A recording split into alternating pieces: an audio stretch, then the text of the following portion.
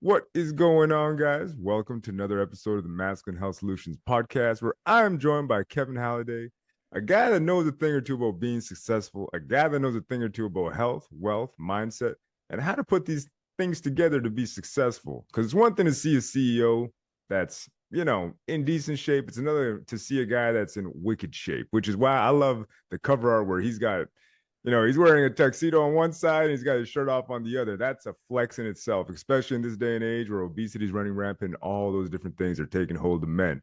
But first and foremost, Kevin, how are you today? Man, I am wide awake and ready to shake. Thanks for having me on your podcast. I'm pretty excited about this. Man, Kevin, like I was looking at your profile, trying to dig into all these different things that I think are what a man needs to be successful in life. And that's kind of what this podcast is about, right? I'm looking for health solutions for guys more than anything. But one of the big things that comes up is wealth, right? And I want to know about your entrepreneurial journey first and foremost, because it's fucking insane, right? Like just to put it bluntly, but it's pretty nuts. How did you kind of stoke that fire? How did it all begin for you when it comes to developing the entrepreneurial mindset? And number two, being successful in it, because a lot of people try these endeavors and don't find the success that you do. How did you go about getting this journey started?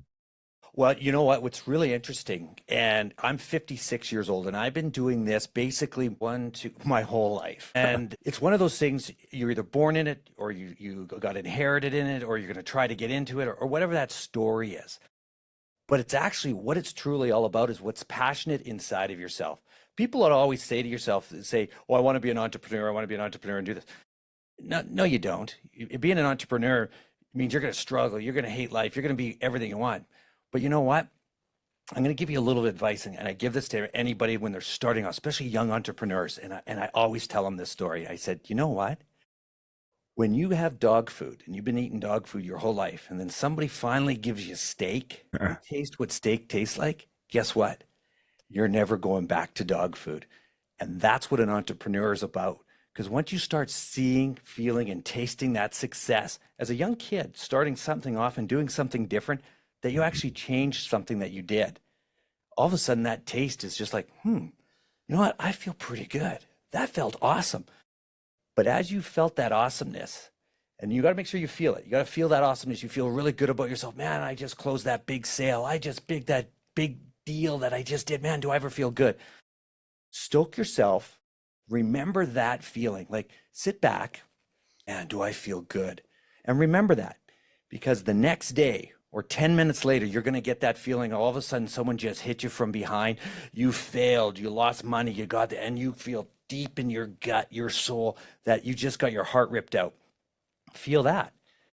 Which one of those two parts do you actually want to be in your life? I want to feel great. So what does that mean? When you're feeling at your lowest, all of a sudden you feel good and you go, oh man, that feels really good. Step yourself back up. All right, bring it on, bring on the next one. Because as an entrepreneur, it's not about if you're going to succeed or if you're going to fail. You're going to fail. It's about how fast you get up, how fast you dust yourself off, how fast you actually truly feel the passion inside to do something. People would always tell me, you know what, you got to love what you do. You got to really love it. You know what, do something that you're passionate about. And I'm the opposite. I say, do not do something you're passionate about. Do not do something that you like. Yeah, you might enjoy it. Because remember one thing, you'll always fall out of love with it. It's like a relationship. People get into love with their spouse and they love their spouse and they do this. But you know what? Take it over 5, 10, 15 years. All of a sudden, there'll be days that you don't love your spouse. Do you give up? No. Just like an entrepreneur, you've got to make sure that you keep going forward. Be committed on every little aspect that you do, because what happens is there'll be a day that you're not passionate about your job. There'll be a day that you're not passionate about being an entrepreneur, but you're not supposed to be passionate. You're supposed to do commitment. It's like fitness. How many times do you do fitness and you hate going to the gym, right? Great entrepreneurs are great fitness guys as well. Why is that? Because they're committed to doing the process. Everything in life we do is strictly process driven. Day in and day out, do the same thing, process driven. I go back to kids' Groundhog Day. So you remember the movie Groundhog Day? Yeah, where he just had to repeat that day over and over until he finally learned the lesson in the end. But think about it like this way. Wouldn't you love to have Groundhog Day? So if you were to actually look at Groundhog Day with Bill Murray, or I think it was Bill Murray. I think so, yeah. Yeah. So if you looked at it, he had to learn to do a piano, play the piano, and he was a pianist. He had to basically, what was it, when he was doing the ice carving and sculpturing, to be a master at that. Now, if you had to ask yourself, if to be a master at something, say, let's do being a piano, you have to put what they call the 10,000 hours in. Would you agree with that statement? All right, well, let's take the math to that. If that was 10,000 hours, how many years is that? 2, 3, 4 years? Minimum 4 years, Minimum? I'd say. Yeah. Okay, so he's been in Groundhog Day for 4 years. So he's been doing this mastering of 4 years. Now, what's the difference of your life in 4 years going to work, okay, every single day, but go into a different direction for 4 years? You become the master at it. It's like Groundhog Day. We just showed it on TV and they're doing this. It's the same thing. We just showed, oh, he's doing the day in and day out. Well, it's exactly the same thing. What do we do as entrepreneurs? It's exactly the same thing. Damn, That's yeah. where the mindset comes in. And it becomes, how do I get to control the narrative? How do I get to be who I want to be? Now, everybody has that little thing on their shoulder, okay? This little guy here, I'm going to pull it up. I don't know if you can see this. I'll get him over here and I'm going to put him on my shoulder. Hello, how you doing? Good to see you. What are you doing? Well, he's going to ask me a question. Oh, no, you can't do that. You can't do that. What are you talking? I can't. No. And you get the good guy, bad guy on there. Yep. So what do you got to do? Yeah, exactly. What do you do? Time to go. So get rid of that guy on your shoulder and you have clarity because you're not worried about what other people are thinking. You're worried about what you're doing, meaning be the best you possibly can be. And that's where the mindset comes into play, is that the only person that you have to entertain, the only person you have to look after is you. Unless you love yourself, okay? And you have to truly love yourself internally, and only you can decide, okay?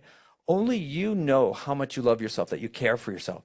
And that comes to the food you eat, the stuff you put in your body, meaning drugs, alcohol, anything else. The people you hang out with, are they your balcony friends that pull you up, or are they basement friends that say, hey, remember when we were kids and we used to do this all the time, and that's it. So decide which level of friends that you have, because what do they say? You're the top of your first 5% of your friends. You've heard that saying before. Yeah.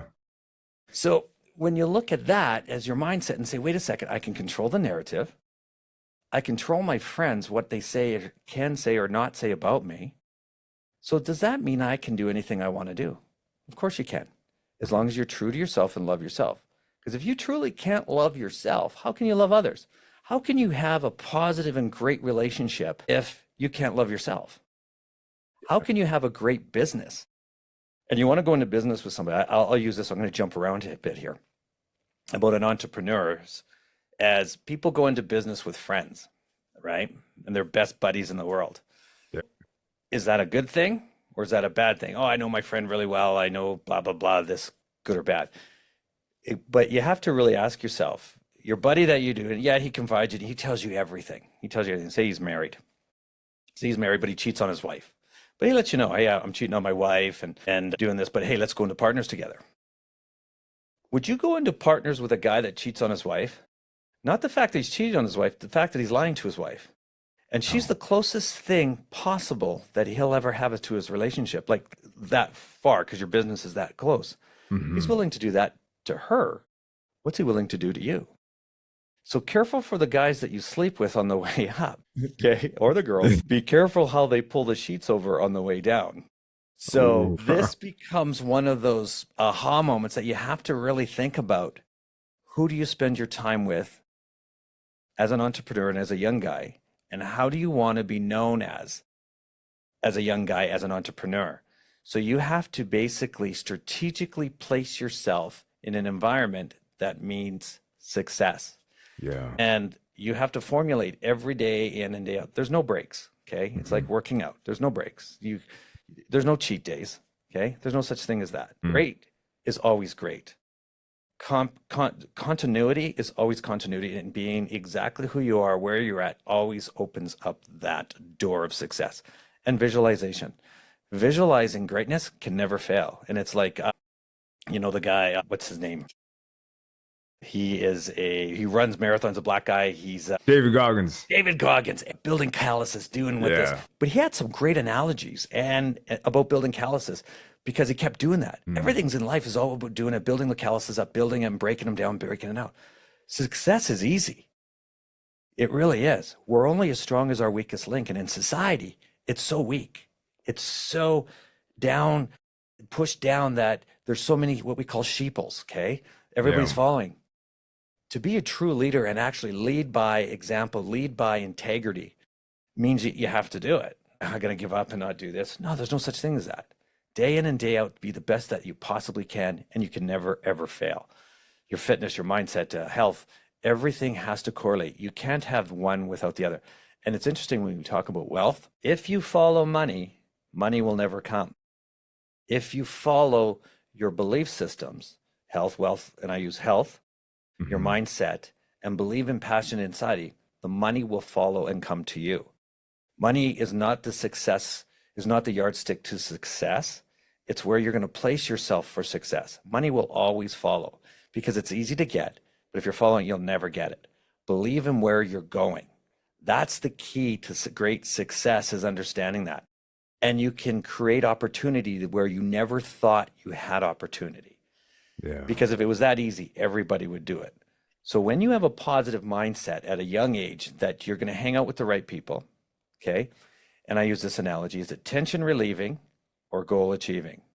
It's like at the end of the day, you're going to go do a sales call and you're motivated, you're all that in a bag of chips, but you had a hard day. It was hard. You couldn't close at all. You had everything was just difficult. You got your lunch, this fell down, this went down. You went and did a sales call, and all of a sudden, guess what? It went sour. The guy kicked you out of his office, and you're feeling pretty beat. And it's like 4 o'clock, and you stick to your regime. Oh no, I have to do 5 sales calls a day. I got to do this. I got to do that. It's just somebody told me I had to do this to be successful. That's not the successful part. The successful part is when you feel your lowest. When you're at your very bottom and you're feeling like, I don't want to do it. You know what? I feel sick to myself. I don't want to do it. I just don't want to do this. And you know, you have to. That will be your greatest call in the world. And that's where I go back to it's success. And what we're going to talk is it tension relieving or goal achieving. So my goal is to make sure that I make that last sales call, because that will change the way who I am and what I am and where I'm going to go, because I don't know. And it's at 4 o'clock, everyone's leaving. You give yourself all the excuses in the world. Where tension relieving comes in is like, oh, you know what? I'm just going to go for a beer. I'm going to go, you know, I'm done. I'm not going to do that call. I had a rough day. You know, I owe myself a beer. I'm going to go at it. It's tension relieving. Great. Oh, I feel good. Got my buddies. I got around. We're going to have a beer. Hey, guys, guess what we did today? And I had a great day. Yeah, here, have a beer. Boom. We solved the world's problem. 7 o'clock rolls by. Yeah, I got a buzz on. I think I can go home now, go to bed. Next day, you don't remember anything that you talked about. Yeah. Then you're going, boy, I sure had a good time last night. I can feel it because my head's not clear. But you didn't make that call. Was it tension relieving? You bet it was. Versus that one moment in time, all of a sudden you just did that one little thing. That little thing changes the way you are, where you're going, and where you're at. This is a great storytelling. Picture yourself like this. You go 5 years ago. So let's do this. I'm going to ask you this question. Give me one thing that you did today, or okay, here we are today, that you did 5 years ago. One little thing, something 5 years ago. It's increments of 5. I'll explain why. Name that one little thing that you did 5 years ago that you would say to yourself, thank God I did that 5 years ago, because I did that, this is where I am today. I think more than anything, probably getting my diet in check 5 years ago. Diet in check, or was it the one thing that you stopped eating bread?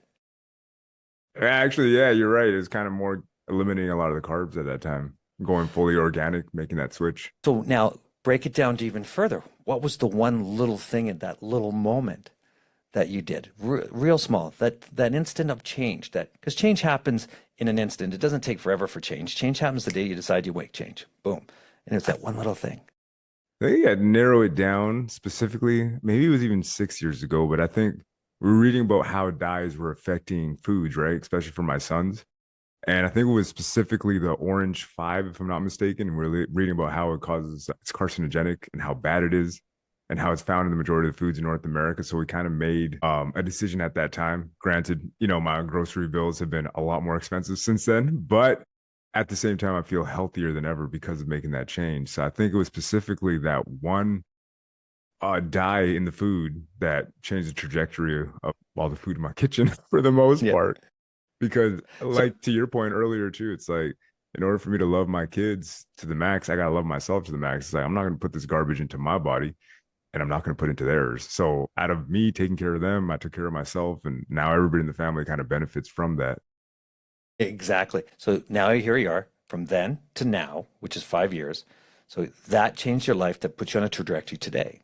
So you get to decide what your past, your present, and your future. You get to write it. So Mhm. that one little thing you're going to do today, if you were to ask yourself in 5 years ago, thank God I did that today, because in 5 years ago, your future self's going to say, man, I'm glad I did that. Man, did I ever change that for my kid's life? So you get to write the narrative today because you get to live it tomorrow. Go back 10, 15 years and you'd ask the question, what made you successful today? Is that I was able to map out what I wanted to do and how I was going to do it. Example, as an entrepreneur, what I used to do is a business plan. And it wasn't a business plan, I'm going to make X amount of dollars, I'm going to do this. But what I used to do is I used to write an article, what we call BHAG. Have you ever heard of what a BHAG is? No, no idea. We call it BHAG. It's a big, audacious, ridiculous goal. Okay. The idea is you write it, you do a script, and you write it out. I'm going to own, I have this, I own it, I have it, I have, as in if it's happening right now. You put your goal as if you own it today. You own it. I have a Porsche 911 car. It does this, it does this, it does this. And I can touch it. I feel it. It smells like this. It is. I visualize that. I'm successful. I'm the largest railing company in North America. I do this. I have the largest media company in the world because I do this. So I visualize, put that in writing, do it as an article, post it on a wall, put it in a frame.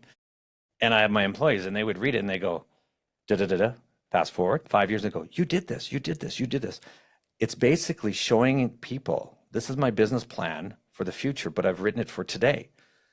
Because you can't, and they're saying, well, you haven't done that. No, I am that because I'm truly embodied in that who I am, what I'm about. I've just given you the road to success because I laid it out. Now, because I've laid it out so crystal clear and so concise, I cannot fail. Okay. Now, is there a means to get there? Oh, I'm going to make this much money. I'm going to do it because I made money doing this. No, that's irrelevant. Okay. Don't chase the money. Chase what you're going to do.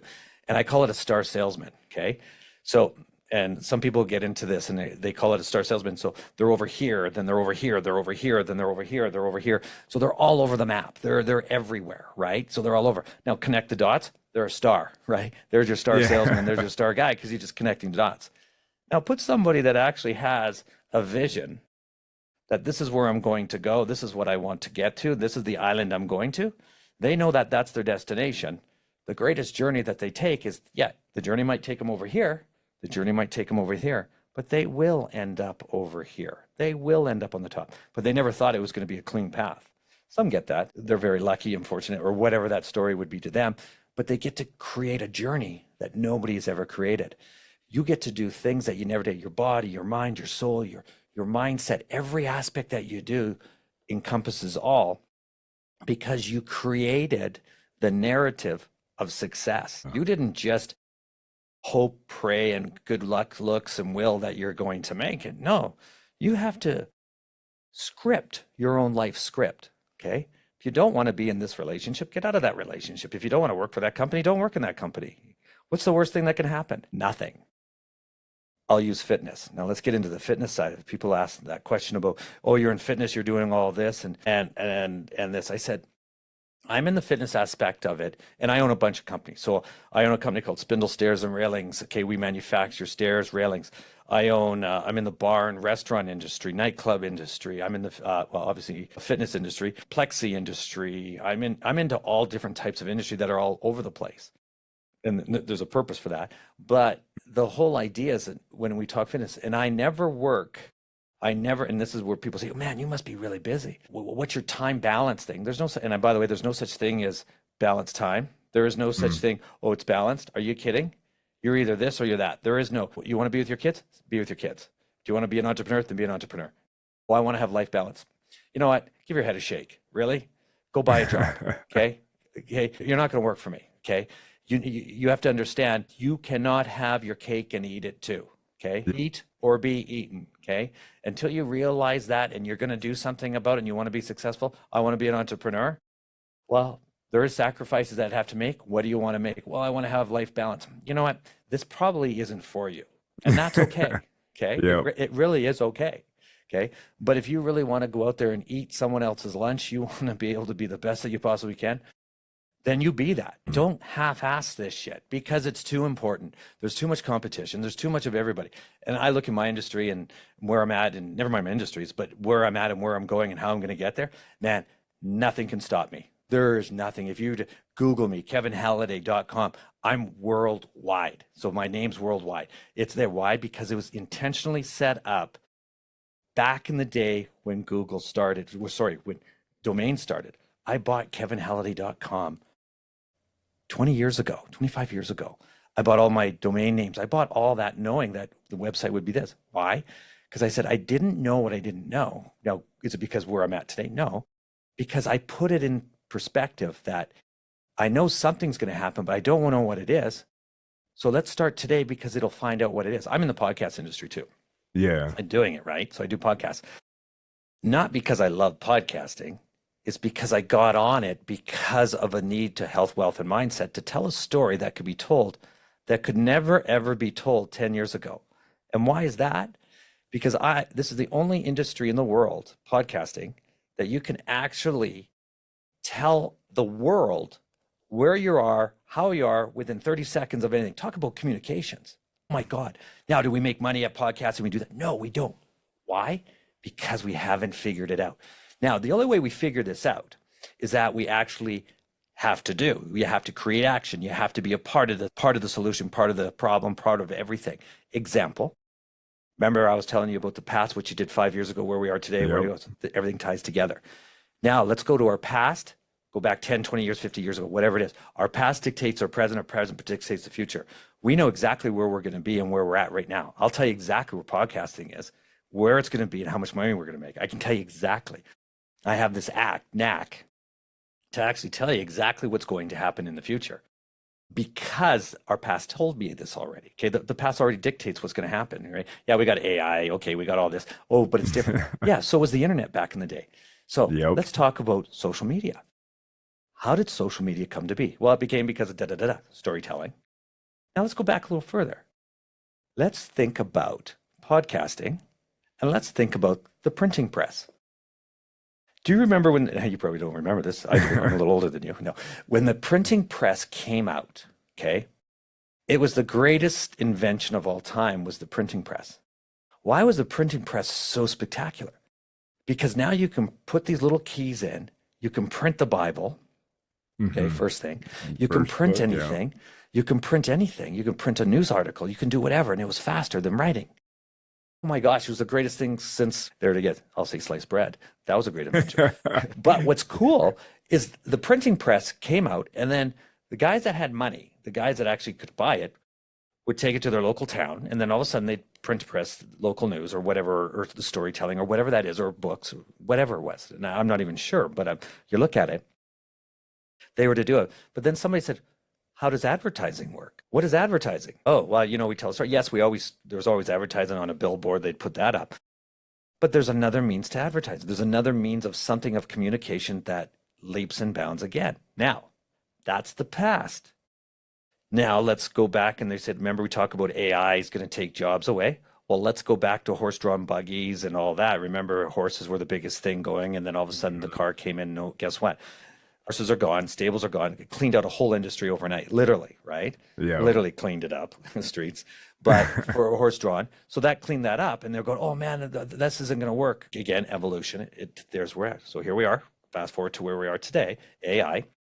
New community is going to take jobs. Sure, is it going to create new jobs? Jobs we don't know, for sure. But what's interesting, when we talk podcasting and the communications where we are today, it's exactly the same as you and I are in the printing press stage, figuring out how to do this, but we can communicate with everybody Yeah, we're falling. We're saying, okay, well, we got to have YouTube X amount of hits. We got to do that, whatever the story. Oh, I want to tell a story. Yeah, we get it. We want to monetize it. We haven't quite figured it out yet. Yeah. Okay. But because you're in it, I'm in it, we're asking ourselves better questions. And we're able to see it in a sense that we pull ourselves away because we get to communicate, you and I, Mm-hmm. and ask ourselves, and how is this going to change in the next year? The biggest thing that changed was AI came into the podcast industry and it jumped it up 10 years, like literally, like Yeah. editing, cutting. Yeah, the editing. What do we call creators changed? I mean, if you went back 5 years ago, people that were in creativity, basically doing social media posts or whatever, influencers, blah, Mm-hmm. blah, blah, creative directors were non-existent. Oh my gosh. As a company nowadays, you can't survive without having a good creative team. Okay? Mm-hmm. And you got to have somebody that knows how to edit. Yes, they'll use biz clips or they'll use whatever they're going to use. Awesome, perfect, great. Then we get to use foreign workers outside of, like, it could be the Philippines, it could be India. Yep. And then all of a sudden we get to see things that the world gets to connect quicker, faster, better, just like the printing press did. How do we use it? Yes, the wages are here versus this. How does it look? How does that form? How does it transpire? That's the greatest gift in the world as young entrepreneurs, that this door is wide open. COVID gave a whole new meaning to growth. Yes, was it bad? Yes, it was this. For sure, everything's bad. Okay, let's just call it what it is. Everything's bad. It's Black Swan event, you know. That's bad. It is what it is. But here's the thing. You know what we call those guys? Those are my basement guys. Okay, they're the guys in the basement. Oh, poor me. I was the worst thing ever. I lost my job. This happened. I couldn't do anything. I'd have all my mental health is all bad. I understand that. I call that the 3 F's of life. Okay, there's 5, but I'll give you 3. Feel, felt, found. I understand how you feel. Others have felt the same way. Or, sorry, feel, felt. Yes, others have felt the same way. But what I've found, that there's an opportunity that we haven't seen before. This is the only time in life or in history that the whole world went on an even playing scale. Yeah. Everything was equal, meaning I could be this, I could be that, I could be this. Now remember, people lost their jobs. Give an example, say restaurants, because they got hit. Yeah. Didn't mean they died. It just means they had to redefine. Well, what did that mean? Well, all right, so you had a job over here that you worked here and you're working. Well, maybe instead of 1 job, let's build 5 jobs. Now, I got into the restaurant industry at that point due to the fact is, what a great opportunity. Wow. People still need to work. Yep. People still need to do this. This isn't a tragic. Let's build it and develop something that's never been done before. Now, what is it? I don't know what it is, but it doesn't matter. You don't have to have a business model to build it and say, oh, this is how much money we're going to make. Just do it because it's inside and it feels right. That's when it comes to loving yourself. And I go back to that again, is make sure that you're crystal clear and create your purpose to go forward. Will you fail? Of course you fail. How fast you get yourself up and wipe yourself off, we always go back to that. Yeah, you're going to do it. That's where it all stems from, that mindset of never giving up, seeing ideas, asking a better question, and then ask yourself another question. AI is the greatest thing for this, is that guys that are dyslexic, guys that have ADHD, not to the severe stuff, but I'm looking at this, like guys that don't read, write, whatever. But all of a sudden you get to use AI as your personal companion to ask questions that you never had, write something that you never did, do an email that you never did, that it opens up and gets that guy off your shoulder. And then now you get to become what you want to become. So I'm ADHD, right? So I've never read a book in my life, and I use this thing, but I wrote a book, okay? So I never read a book in my life, but I wrote a book and published a book. Why? Because I could, okay? And this is before AI, right? Because you could do anything you put your mind to as long as you do it, right? Do you really care about the naysayers? No, they'll follow. They're there. Never follow your own social media and never follow your own hype. So it becomes that of who you are. And as a young entrepreneur and in growing, you have to make sure that you have integrity and you go forward. I got another good analogy. I hope you don't mind me getting into these. No, please. I love it, man. I'm taking notes, man. Even for myself, I'm like, fuck, I got to start applying all this. Yeah. I use this one, and young guys, and they go for beers or whatever. And I said, and I'm going to use this statement, and it's kind of funny. This is kind of funny. It's like Bob the Builder. And have you ever heard Bob the Builder because you have kids? Yeah, I know all about Bob the Builder. Okay, now tell me if you've heard this anecdote before. So Bob the Builder, he's the greatest bridge builder in the world. He builds all the nicest bridges in the world. his legacy in life is that he wants to know and show his kids, look at, I built that building. I'm Bob the Builder. I'm the greatest bridge builder, building builder ever in the world. I want to be known as that.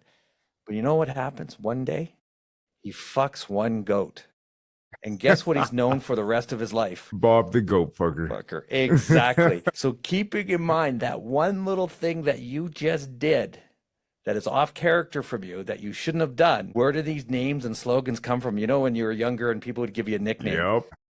You're known as whatever that nickname is, whatever. And it wasn't that you did it all the time. It was that one little thing that you did, and now you're known as, hey, slag, or whatever they're going to call you, right? And then you're known as that. And it's one of those things that you get to control the narrative that, no, I'm not that, I'm this. So I always tell people, you want to be successful, you want to be the greatest human being ever, you want to be that person, you want to be of value to your family, friends, relatives, and everything. And you have to lead by example. You have to truly love yourself. You have to lead from example. And you have to push the outer limits of who you are. Integrity is all you have in life, okay? Storytelling, as long as you have integrity, is your greatest asset in life. And how you take yourself and present yourself every single day, to the clothes you wear, to how you sleep and how you act and how you talk. And everything has to be on a positive mindset. You can never, ever go into a negative thing, okay? So as an entrepreneur, you can have the worst decisions in your life. You can have the worst things happen into your life, but you can never, ever show it. You have to be the top of your game all the time, every time. It's a non-negotiable. It's who you are. Now, to building David Goggins, and we talk about calluses, as hard as it is and what it is, it's truly, that's what it is. Like, no matter how much it hurts, how much it is, you have to struggle. Now, I'm going to use this. It's kind of like, how do you become the most interesting man in the room without telling anybody you're the most interesting man in the room? Okay. Have you ever seen that on TikTok or whatever? They say, read. You want to be the most, you want to be the most interesting man in the, so this is where this comes into play. This is the reality of it. TikTok or Instagram, they have this thing, and it comes up, and it's quite funny, actually, because they never really researched it. Because they never truly lived it. Okay. It's like speakers. It's like people that those who teach can't do, right? You've heard that statement. Yeah, that's why they're this, because they can't do, right? So I'm going on a speaking tour regarding health, wealth, and mindset. Okay. Well, and I'm talking about health, wealth, and mindset over 50. What does it take to truly have a magnificent mindset over 50? And we'll deep dive into this a little bit more, but I'm going to get onto that. What does it take to be the most interesting man in the room? Okay. Or female. Okay. For that matter. And on Instagram and everything, what they do is they post, they'll say, stay off your social media for 20 minutes, read this book, do this, this. No, don't. Okay. That's full of crap. That's full of shit. Okay. Let's talk what it really is. To be the most interesting man in the room, you have to be the most interesting man in your room, which is in this shed here right now where I'm at, because I am the most interesting man in this shed right now. That's because I'm talking to you, and here we are. Do it this way. How does somebody know that you're the most interesting man in the room, wherever you are? I'll use a gym as an example. You walk in there, nobody knows you, but how do they know that you're the most interesting man? Okay. So you go into a gym, and pretend we don't know anybody in a gym. We go into the gym. What do you do? How do you do it? And who do you talk to? And how do you talk, right? The first thing you have is you have 7 seconds of perception. Okay, it's like advertising. They first see you. How do you walk in? Head down, up, shoulders back, clothing wear, shoes untied, that. So you got 7 seconds of imagery of who you are, and what you stand for. And they've already decided who you are, what you are, and how you stand for in any aspect. Doesn't even remember, okay? Now, we haven't even moved 7 seconds beyond that. But at the first thing is, what is their perception of you right away? Okay. And remember, everybody writes a story about everybody because it's like advertising. They know who you are in the first 7 seconds until you talk, and then they might know something else. But the idea is that you walk in there with authority. You walk in there with purpose. You walk anywhere in life with purpose and authority. You walk because you belong there. Example, what does that mean? Shoulders back, head up, smile, look good, look someone in the eye, don't look down, put your phone away. Okay. Yeah. Don't be looking at your phone while you're walking with someone. Look at somebody while you're walking by them. Make the nod, okay? Acknowledge them. By the time you've acknowledged them and looked them in the eye, you've done something that nobody else has ever done. They're looking at their phone because it's just socially etiquette, because that's the way the generation is. At that particular point, you've just gained 25%. You've gained 25% of the population just watched you walk by a guy that saw you do that because they're outsiders looking in, okay? Everyone's watching an outsider like watching a movie, watching Yellowstone, watching that. They prefer to watch than participate. So now they want to watch what greatness truly looks like. So become that greatness. So you're that guy walking in there with your shoulders back, you're going eye to eye, you got your phone away, because 99% of the people that are already in there are looking at their phones. Yeah. So you now became the minority, meaning you've become relevant. You are now relevant in a room because you put your phone away. Now, go back 10, 15 years ago, it would have been the opposite. You would have been relevant with your phone in hand talking to somebody, but control the narrative. So now you become relevant in a room because you don't have your phone. It's put away. You're you're walking high. You're walking proud. You're going in there. Now, you're in the gym, or you're changed. Now you're going back. Same idea. Okay. Don't look in the mirrors. Okay. Don't look in the mirrors, because a mirror is a vanity. Okay. Get in, adjust what you need, go into the next. Be positive of who you are and what you are. Shoes have to be tied, clean, tied, right? Clean clothes. Okay. In a gym aspect of everything you wear, you still have to wear proper attire. Even if you have say, oh, it's just my comfort stuff. There's no such thing as being comfortable when you're successful. Okay. Being comfortable means that you're doing the best you possibly can to wear what everybody else wants you to be. Be that person. Be the leader. Now you go into a gym aspect when you're on a machine, whatever machine you're going to use and how you're going to use it. You don't power lift your way through it. Oh, I'm going to do the heaviest weight. I want to lift the most weights. I'm going to have the most weights. No. Be the most controlled in an environment. You're not going to use the weight. Make sure you understand it. You got your preps. You're going to rep your prepping. You're doing whatever, whatever your weight strategies are, what you're doing it. But you do it with purpose. You do it with not yelling, screaming. Okay, that's just stupid. Okay, but do it with purpose. Now, but do it with the greatest form ever. Now let's talk treadmills. Treadmills, or anybody that's on cardio. The greatest thing that you can tell a successful man, woman, person, individual in a workout room is how they compose themselves on a cardiovascular machine. Why is that? Because at any given moment, they are at their stress point, meaning they're tired, they're exhausted, they're where they're at. That defines who you are when you're under stress without telling anybody you're under stress. Meaning, you put yourself up and you're up there and you're feeling tired and that. Get yourself up there so you're higher, because that defines, and building calluses defines exactly what you're all about and who you are, and that you're giving yourself and putting your body through stress, meaning activities, hardship, whatever that's going through, but you don't have your hands over top of the thing. You don't have this, you're bent over, you're out of form. You gave up. You're just there for the motion. Do you want to be there for the motion, or do you want to be the most interesting guy in the room? Be the most interesting person in the room, that you stand up and you do it, and do it at the second, third hardest level. You don't have to do it for 20 minutes. Do it for the 10, 15. Get in and get out. Don't talk. Okay. It's nice to talk to somebody, but be purposeful of how you're going. Come back the next day, do the exact same thing. You become the most interesting man in the room, interesting man at all time, because by the time you leave there, you'll have seen anybody in your community. This is where Groundhog Day comes into play, because we get to control the narrative. As you go, you'll start to recognize people that are on a regular basis, gym rats, they're doing this. They will look at you differently and respect you differently inside, that they'll see you here, there, or wherever they are, and they'll see you differently. That there's a guy that has integrity. He works hard in everything he does. He's not there to socialize. Now, if you're there to socialize and that's a whole different thing. There's different levels of who you want to be. I'm talking the 1% of the 1%. Okay. This is not meant for everybody. Okay. Yeah. This is for guys that are high achievers, really want to be the greatest they possibly can. This is the recipe to success. This is the recipe of mindset that you have to dig down deep and truly have to want it, and truly have to change your life to be it. So it's not, oh, is it easy? No, it's not easy. Is it hard? Of course it's hard. If it was easy, everybody would do this. Now it would be easy. Oh, here's the recipe. Yeah, you got to put a lot of work into it. You got to sit up. You got to hate doing that treadmill. You got to know, is that, am I present at that particular moment in time? Am I here to do the workout? Am I here wherever I'm at? And am I the greatest at I possibly can be today? So you're going to network at a place.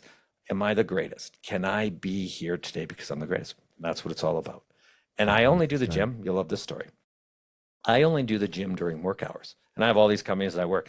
I only do the gym between 2 and 4 o'clock. So 2 hours a day. And it has to be during work hours. So why does it have to be at work hours?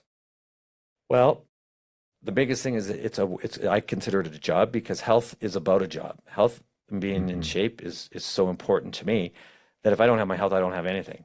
So I want to do it during work hours because there's no board meeting. There's nothing that's more important. And I'd ask people, I said, if you had cancer and you're going through chemo, would you ever miss a chemo appointment? Well, of course not. I would never miss a Nope. chemo appointment. So that hour of pain, okay, in chemo or whatever that is for the 1 hour, okay, you're going there, you have to be there. And then afterwards, your chemo and everything, you're feeling shitty afterwards, but you make it there. Well, what's the difference of going to the gym for 1 hour? It's painful. Trust me, it's painful. We hate going to the gym. Yeah, people get endorphins and it's all, trust me, it's not easy. It's hard. And I'm there every day, but we do it. But the reward that I get when I'm done is I feel so good about myself. And only I can answer that question. Okay. Only I can decide if I'm going to have a great day. Only I can decide if I truly have integrity. No one else. I can't ask, hey, how do I look today? No, I know if I cheated it. I know if I did the right thing. I know I could have done better. Only I can answer that question. And when it comes down to that, it's only I that can answer that question and I answer it the way that it's supposed to be answered. That's life-changing. You can do anything because you're true to yourself. You're not going to say, oh, I could have worked harder. I should. Then why didn't you? Why didn't you work harder? I use analogy. Another one comes in about people. They talk about relationships. And as you're growing, people are saying, I shoulda, coulda, woulda. You would have shit all over yourself. Okay. Yeah. And I asked people, and you've probably heard this. I said, do you love your parents? Who do you love? What do you like? Oh, this. I said, well, if they were to die tomorrow, how would you feel? Oh, I would feel bad. Well, what would you feel bad about? Yes, you would miss them. I get that. You'll miss them and you're going to feel bad. But is there something that you would say that, man, I wish I had one more day with them. I wish I could have said I loved them. I wish I could have did that. If you truly can say that to yourself right now, that, you know what? And I'll ask you this, if your parents died tomorrow, and I don't know if they're alive or not, is there anything that, do you wish, if they died tomorrow, would you say, oh, I wish I could have spent some more time with them. I wish I would have told them I loved them. Yeah, you know what? 100%. I wish well, I mean, they're still alive right now, so I guess the best plan of action is to go tell them I love them. Right? And that's exactly it. We live ourselves, we put ourselves into the frenzy versus if they're to die tomorrow, are you okay with them dying tomorrow? Then if you're not, then pick up the phone, tell them you love them, and that's it. That's it. Or if you're feeling any regret in anything that you do in life, just do it. Because if you have regret, that means you need to do something about it. How can you be successful? How can you do anything if you have regret? How can you feel, oh, I wish I should have, could have, would have? No, just do it. Get the guy off your shoulder, get to this, go and call him up, and then all of a sudden this. That's where the mindset comes in, is it's all about action. It's all about creating, doing. The mindset is all about what you say is what you do. You're training your mind to be the best thing that it can possibly be. Now, I always talked about wealth. Wealth always follows mindset. Health always follows mindset. Health always follows mindset. Health always follows mindset. I'm always going back to the same one. Those two are interrelated. The wealth part, it's a cherry on top.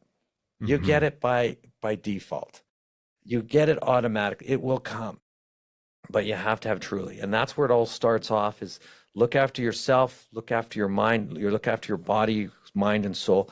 And then everything comes back to you tenfold that you won't even recognize it, because you have to visualize it, you have to build off of that part of it.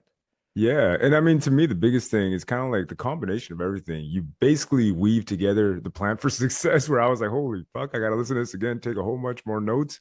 Because I mean, it was just like, it was rapid fire, but everything that you said made perfect sense, man. It's kind of like you visualize it, you put it together, you make sure you're taking care of your body. You can't have a working mind or a sound mind if your health is out of whack, right? So all these things just kind of correlate and they just come in together and they make perfect sense at the end of the day. And it's kind of like the big audacious goal. You can't have that if your body's out of whack. You can't have that if your mind's out of whack, and you'll never reach the wealth that you want. And it's impossible. A lot of people think there's shortcuts. There's no shortcuts in anything they're doing. I'm doing a podcast, and like I said, health, wealth, and mindset. And then I'm going on a speaking tour. And my speaking tour basically is, so I'm doing a TED Talk. I'm getting a TED Talk, and it's health, wealth, and mindset. Health over 50. Okay. Now think of this for a second. This is where it all came to be, because we ask ourselves better questions about health, wealth, and mindset. Greatest thing that I looked at when I started the podcasting and started everything was, oh yeah, it's great. I'm going to communicate and create curiosity, things you know that you don't know. But then all of a sudden, where you came into play as in doing your podcasts, and you talked about mindset and then health, is I look at men. So I'm 56 years old, 56 years old. I remember. 56 years old. So I don't drink, and I was 240 pounds. I had sleep apnea. So I had severe sleep apnea. I had gout, on pills for gout, and sleep apnea, gout, cancer, bladder cancer. Holy shit. So 240 pounds, and I used to like out of shape. Okay, so but those were not the changing points of my life, right? I said, oh well, because you had cancer, is that why you changed your life? No. What changed your life to all of a sudden change that you got a proper mindset? Yes, I was successful growing up. I had a mindset. Okay, here's where the mindset came in. Younger, yeah, I knew how to visualize I was doing it. But where did the health come into play? Yeah, I was healthy. Yeah, I played hockey or whatever, storytelling. 240 pounds. You don't know you're in shape until you're out of shape. Okay. Yeah. You don't know you're in jail until you break out. Right. So Oof. when you're all of a sudden there, and I'm all that in a bag of chips. And I remember one day, and my son, and he was in, now remember, I also owned hockey. I owned arenas. Okay, it was called Spindle Stairs or Railings Arena. I was sponsored like the Stampeders football teams, like for Damn. Bantam, so access to stuff that I had was great. So, which was awesome, and I'd party or whatever the storytelling is, right? And I thought I was in good shape. Okay, I thought, oh yeah, okay, I'm in pretty good shape on this, and all that in a bag of chips, because I had another company that we manufactured like for Tough Mudder, Spartan races, and all the obstacles, and then people would come Nice. through, and I used to travel up and down the coast and compete and whatever. But I thought I was in shape. I was on the Dragon's Den for obstacle course racing, and we had the best pitch of all time. Still have the best pitch of all time for Yes. fitness. And if you look at that, I was overweight, and I thought I was in the best shape of my life then, right? The craziest stuff was that my son's playing football, and he's 9, 10, 11, and I'm going and I'm sitting on those sidelines, and I'm looking at him, I'm going, come on, Braden, you can work harder than that. You can work harder. Come on, dig down deep. And I'm all that. And like I said, a bag of chips. Oh yeah, I'm all that. Right? And he goes and he says to me, Dad, you do it. Why don't you come out and do it? And I said, I can do that, no problem. I said, all right, Braden, I'll make you a deal. I'll come out and do that. Okay, no big deal. So what I did is I hired a trainer. I said, and my son, I said, oh, you know what, Braden, I'm going to get a trainer for you to help you out. And that's the kind of dad I am. I'll help you out. I see how I say it. Yeah. Oh, I'll get you to help. Oh, yeah. I live vicariously through my son. So yeah, I'll get you a trainer, and here's what you'll do. And I'm in the back. And I said, you know what? I'll even come train with you, just because. Why not? I'm pretty good. I'm in pretty good shape. Okay. No, remember, I'm 240. It took me 5 seconds. It was a sprint from, I don't know, from here to here. Holy crap. No, I couldn't do it. Then all of a sudden, another exercise. Couldn't do it. Then all of a sudden, the realization popped into my head and go, oh my gosh, man, I truly am not in good shape. Wait a second. I'm all that in a bag of chips. I keep going back to that phrase. Yeah, it is literally a bag of chips. Not looking after myself. And I went, oh my God, what happened? And it wasn't that I was in great shape before. I just started to live vicariously through my kid, thinking, oh yeah, nothing changes in life. It's just the way it is. Okay, I'm successful. Yeah, I got money. I'm successful. Things are great. In my head, they were great. But until I realized that they weren't great, and then I had to think, where am I at in my life? What am I doing? And do I truly love myself? If I were to do this, and all of a sudden it came to the possibility, no, I'm drinking too much. What does that mean? Oh, no, I'm not an alcoholic. I'm storytelling. I'm not this. And it just came, you know what, enough's enough. And I remember quitting November 25th, and I just said, I'm done. Remember, change happens at an instant. I quit drinking, never drank again. Done. And I drank my whole life. I just stopped. And then I said, because I could do that. And once I realized that I could do that, and that's where the mindset came into play.